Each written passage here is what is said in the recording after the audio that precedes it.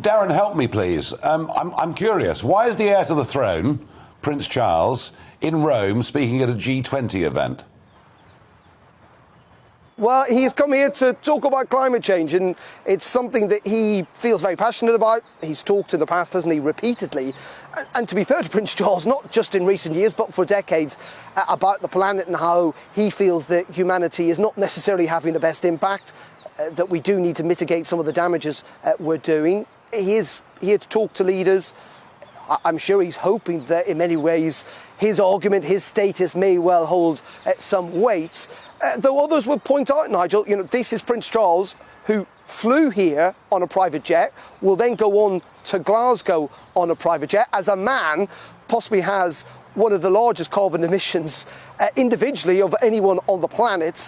So, he is making his arguments, trying to convince and cajole people, but at the same time, when it comes to his individual responsibility, it's his position as well. But he is someone who has contributed an awful lot to climate change in some ways as an individual, more than almost anyone else on the planet. It's getting quite political, isn't it? That's the point I'm making. That's the point I'm making. There he is with political leaders, and he's urging, in effect, legislative change. And I just wonder whether this is overstepping the mark for the royal family. No doubt a question we'll come back to. What do you think? Yeah, I think it's always really tricky with these things.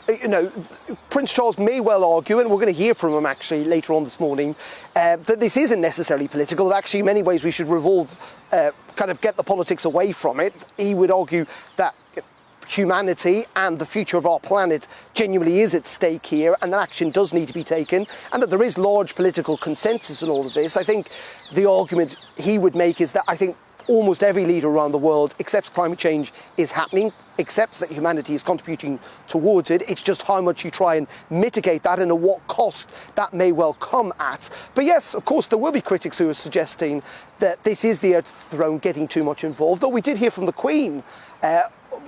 She was heard making remarks, wasn't she, on a camera microphone a couple of weeks ago, saying that she wanted leaders to do a bit more, or that she wished they would step up to the plate rather than just speaking words. But yeah, these things are always tricky, constitutionally, of course, for our royal family. And the Queen was due to go to Glasgow, of course, to represent Britain. She's not now going to that, and Prince Charles will very much be taking up that mantle.